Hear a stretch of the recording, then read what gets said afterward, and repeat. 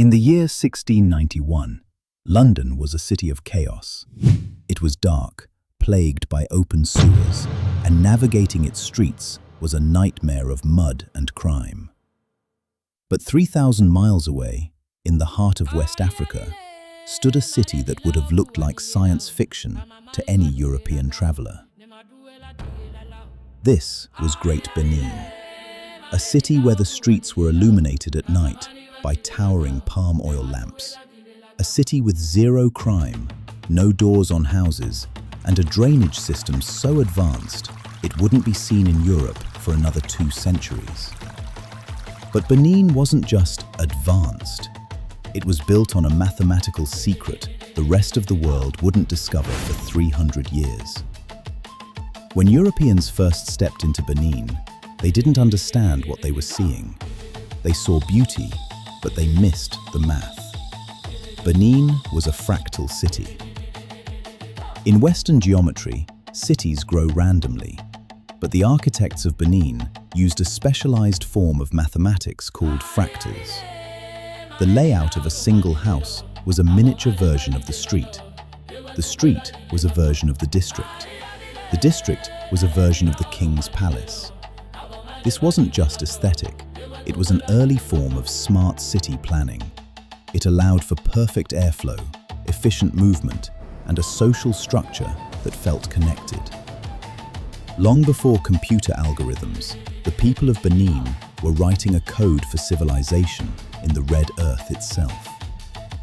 But a city of this genius needed protection, and they built it on a scale that defies logic. The walls of Benin were a massive network of earthworks, stretching over 16,000 kilometers. That is 4 times longer than the Great Wall of China. They moved more earth to build these walls than the Egyptians used for the Great Pyramid of Giza. It was the largest earthwork ever constructed on this planet. It stood for 600 years, a silent titan protecting a kingdom of art and science. A wall so massive it can still be seen from space today, hidden beneath the canopy of the rainforest. So, why isn't this taught in every school? Because in 1897, the unburied genius of Benin met the greed of an empire.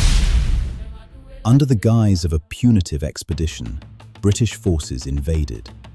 They didn't just conquer, they erased.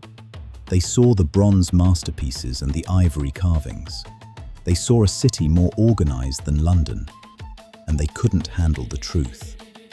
They burned the library of African architecture to the ground, looted thousands of artifacts, and claimed that black hands could never have built this.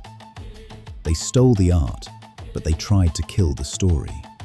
The city was burned, but the math survived. The walls were broken, but the genius is in the DNA.